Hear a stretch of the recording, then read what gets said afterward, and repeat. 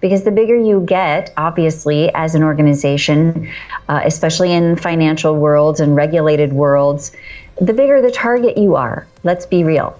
So when I came into this company, there was exactly zero policy or procedure. There was nothing at all. Can this business thrive without the owner? You got to start putting systems and processes in place. If you don't use the systems, the business will break. We're always looking to buy back our time. You cannot say something once and expect that it actually is received. This is the way we work. A big motivation in that for me is creating a job for myself that I really enjoy. This is how you discover your vision. And this is Process Makes Perfect. Hey everyone, I'm Chris Ronzio, founder and CEO of Trainual, and this is Process Makes Perfect. As always, we're talking with experts in process creation, automation, and delegation, basically the people that just know how to make business easier. And today we have with us Sheri Hamilton. Sheri's the COO of Cardone's full portfolio of companies and a true operations expert. She brings with her over 30 years of corporate operational experience to her current role, which she started in 2011 when she left the corporate world, can't wait to hear about that, and entered into the entrepreneurial scene as the COO of Cardone Enterprises. Since then, the organization's grown to over 140 staff with a digital TV network, an ad agency, online sales training university, and of course, the well-known business conference for entrepreneurs, the 10X Growth Con, which we'll talk about more. So Sheri, thank you so much for being here. You bet. You are welcome. It's nice to be with you, Chris. Great. So I'd love to start. I've heard the story. I'm sure a lot of people have heard the story of when you first met Grant, but I'd love to hear your transition from how you jumped out of the corporate world and joined this crazy whirlwind of a business. It's really amazing. I actually met Grant through his twin brother, Gary. I knew Gary through some charitable organizations that we had a mutual interest in, and we happened to be going to a big event. And here we are at this beautiful, groundbreaking ceremony of this multi-million dollar building in Florida. And Grant and Elena come in, and since it was sort of this pioneer sort of a vibe and theme for the event, Grant comes in with his cowboy hat, and Elena's got her fringy skirt and her boots on, and here we all are, and they help break ground on this beautiful building, and that was my first experience ever meeting Grant. So when I moved to California, he was doing a party for his birthday, his 50th birthday. It was very Moulin Rouge. And he was announcing the release of his first book, Sell to Survive. And so I'm invited to this party, and we start chatting. It's his home in the Hollywood Hills, and he's very Hollywood. And I'm very JP Morgan Chase. And so that's how we first met. And he was running the business with a few people out of his pool house that had been turned into an office. And that was when our first conversation started. So was there an allure to the craziness? Did you know when you met him that you thought you wanted to work with him, or was it him recruiting you hard? It was more the recruiting piece of it, because, you know, when somebody's been in a very structured environment and you know, used to things going a certain way, the fun-loving, freestyling, it's a little bit like, wow, okay, so how do we actually get things done in that environment? And the cool thing is he was getting things done like right and left. And as he was expanding and actually growing his business and moving into something that was more than just him and more of a team, now he's seeing, wow, okay, I don't really want to be doing all this other process stuff. I want to do my thing. And so he just needed somebody with the experience behind them of a company that knew sort of how to put those pieces in place. I love that. So for anyone listening, if you've seen Grant's Instagram or YouTube or watched him at an event, you see he's on stage, but behind the scenes, everyone's reporting to Sheri, which I find so interesting. So you actually have all the departments reporting right to you. Is that right? Well, we have department managers, thank goodness. Yeah. We have at least 10 of those guys now. Otherwise, there's no way I could handle 160 people.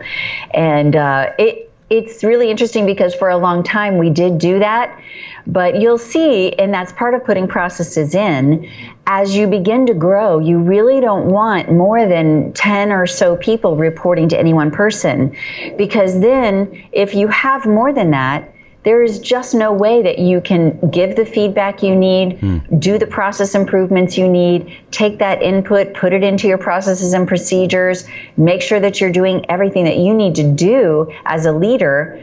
You know, you're basically in constant cope mode. And so by putting those leaders in place, it helps those departments run smoother. So with the explosive growth that you have, how frequently are you having to change up your managerial structure of who reports to who? Well, in some areas, it's almost weekly. It just depends on how many people we're hiring. So in our newer areas, you know, you're going to hire somebody new this week. That means a lot changes. You know, in our more established areas, you know, we've had some people that are on the job for many, many years, and those things don't change, but you've got a lot of new folks coming up under. And maybe then you create new teams because, for example, in our sales team, we've got now we're at the maximum capacity where one person could manage them. So we need to have team leaders, right, so that those guys actually get the attention they need in order to succeed. Right. We just went through that too, setting up all different team leads. And I know it can be a painful process. So how do you communicate the change to everyone when you're going to shift up a department? Is that something you do, or is it something that your other leaders do? It depends. In this particular case, my leader of my sales team, Todd, he's the guy that would communicate that out.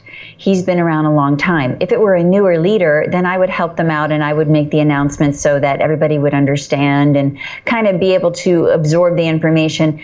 One thing that we do is we meet every week, managers of our departments only.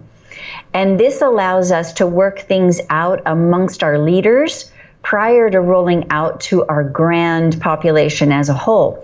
Because one thing that'll happen is if you roll something out and it's poorly communicated or halfway communicated or hasn't been fully vetted, and you find you need changes down the line, it just creates a massive confusion. So we decided, and I said, guys, let's just meet once a week, management team. We're going to come in before we start work. So we meet at 8 a.m. because our start time is 9 a.m. And we kind of bat these ideas around. Hey, this is what we want to do. What do you guys see as something that would come up that might be a problem there? Oh, wow. Well, we didn't think about that. Okay, let's think about that and vet that all the way through. Right. And then we will actually roll that out as a process or a procedure. And it's not then a surprise when it lands on accounting desk that we have a new product or a new service because we've already covered it in our meeting. I think it goes with a small organization that everyone's around the table making decisions. It's kind of a consensus sort of thing. And then you shift from cooking the pizza together to almost baking the crust or partially baking the crust with the team of leaders, right? It's right. And you really have to be sure that as you're growing and you're implementing new processes and new procedures, that you're consulting each department, because otherwise they cannot wear their hats. They cannot do their jobs. If you just spring something on them, which we very often find happens, you know, we're at a conference or a convention and we want to do a different special, for example, or guess what? We're going to offer this extra added bonus with it. We didn't have that in our plan.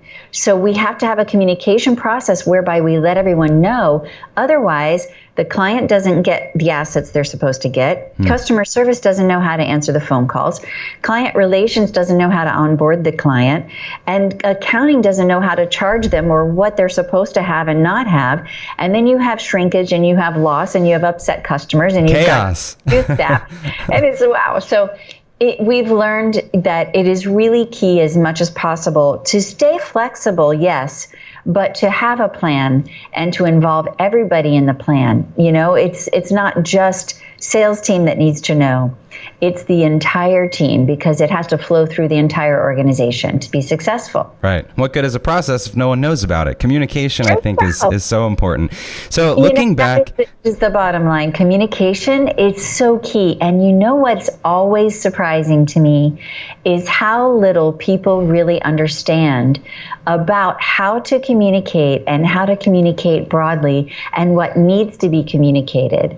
It's very interesting to me, and it's probably the biggest challenge I have in any company I've worked with.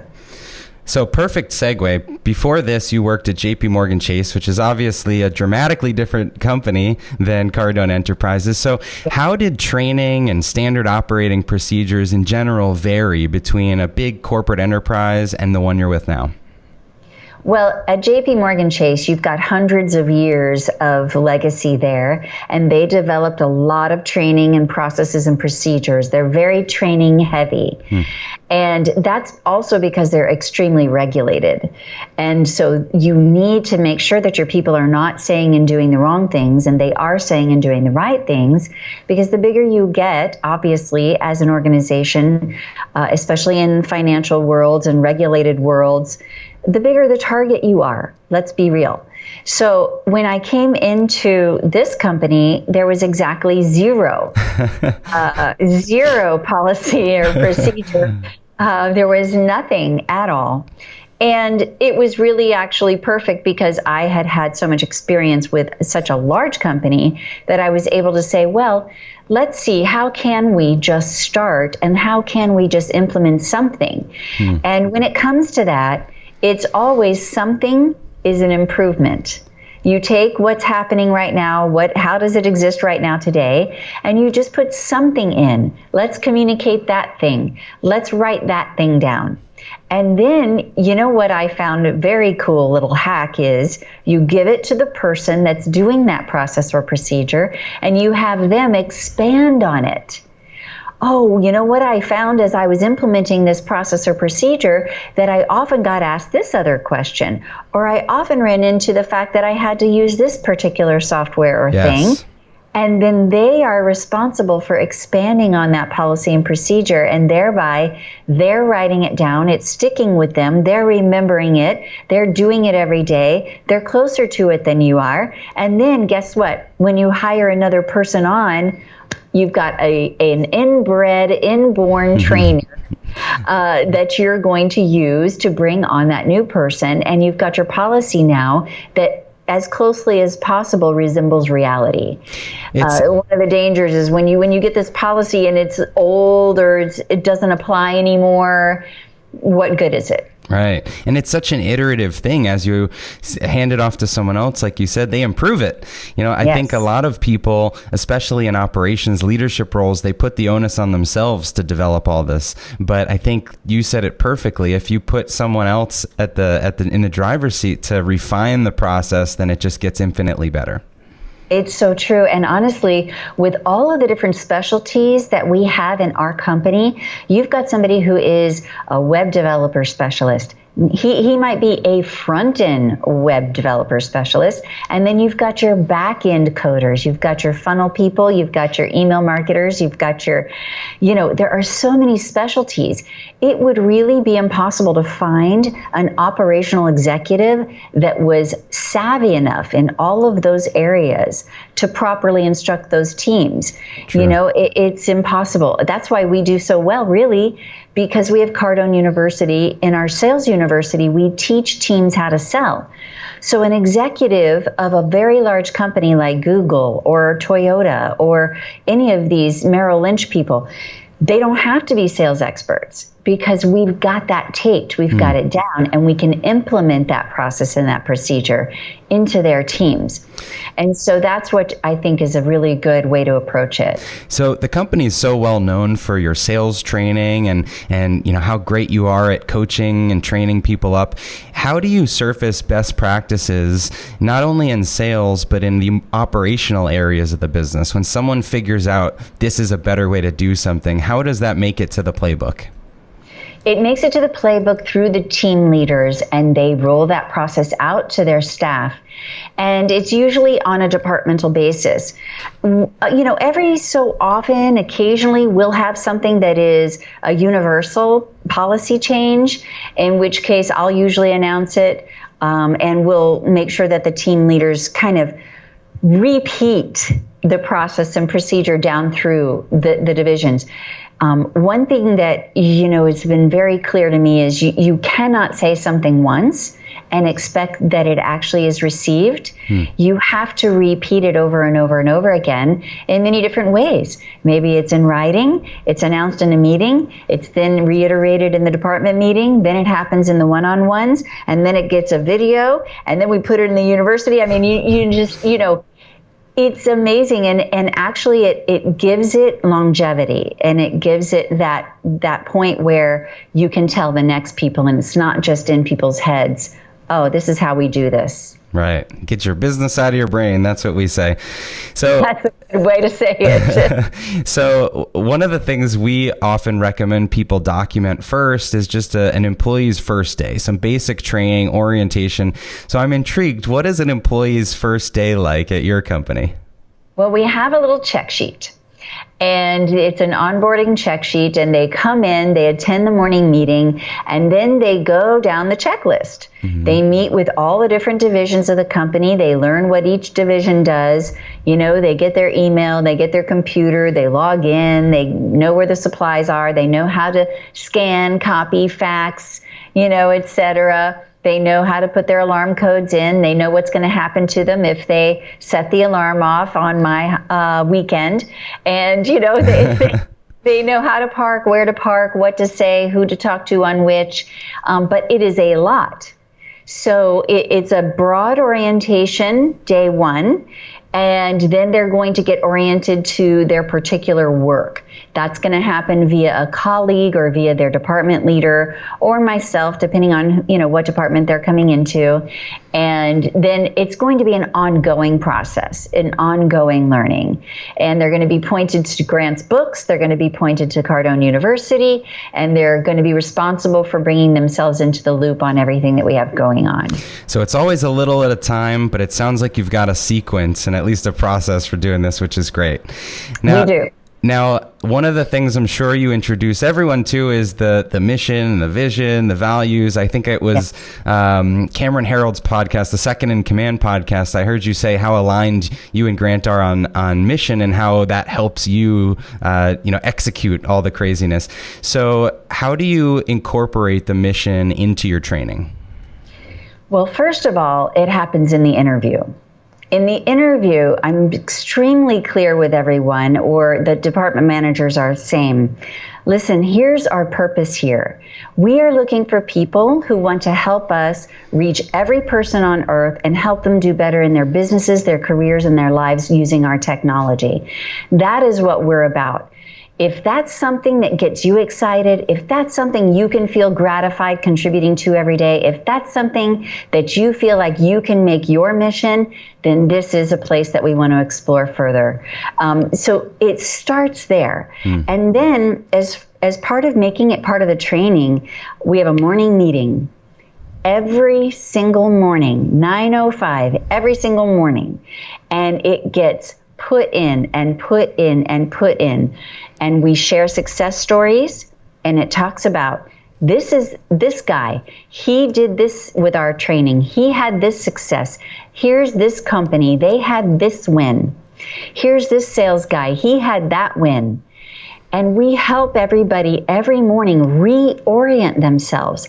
It's part of this, you've got to keep the message going. This is a leader's responsibility. Keep the message going. And that is how every single day we incorporate it into every single person. And at the end of that meeting, I always ask them, are you guys ready to help some more people today? I love that. Like, I am inviting you to join into this mission, and it's every day, so that no matter what problems or issues or what's happened in their night, what's happened in their morning, the kids are sick, they don't feel well, they're having trouble with a spouse, their money problem, this or that, they had a little fender bender, whatever it is. Whatever difficulty it is, every morning I'm reorienting them to our mission. I love that. So when you flew into this company, you said there were no processes and procedures and policies. When should a company start to work on this, either by size or situationally? When's the right time to start to tackle this? Immediately, if not yesterday. It doesn't matter how big or how small. In fact, I really believe that if you are a solopreneur, you need this more than any other person.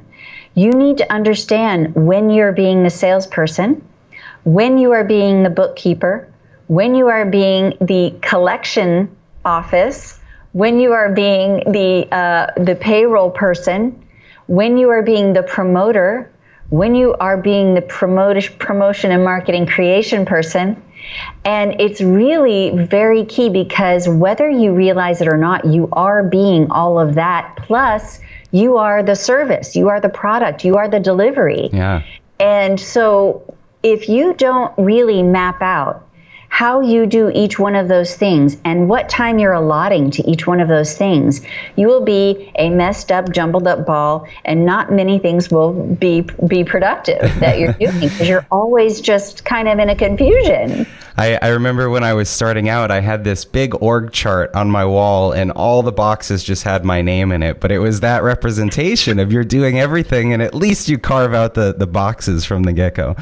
That is the point. If you don't at least realize it, you will never, ever expand, because then you can never say, man, I'm really getting bogged down in this box over here, so I need to hire a person to handle this box. Now you know what your job description is of the person you need to hire. What skills do they need to have? How much could you pay them? Because you'll know then what it's worth to you to have that job done for you. Right. It just accomplishes everything, and it's a part of organizing any activity or even your life. You know, like it's everything productive is going to come from that. I love that. Such a great tip. So wherever you're at in your organization size, create a future org chart, put your name in the boxes, and then watch it expand. So speaking of expansion, let's wrap up here by talking about the 10X Growth Con, which has expanded like crazy since you launched it. How many attendees are you up to now? 35,653. Wow. We hosted last February at the Marlins Stadium. And I'll tell you, this was just something that was purely by demand. People wanted to start seeing Grant in person, and we had just gone totally digital. And, you know, we kept getting the client saying, yes, but we want to see Grant in person. We want to hear him speak live. We want Grant. So we started with 2,400 people in a hotel. The next year we went to Mandalay Bay Event Center, and then this February we were at Miami Marlins Park.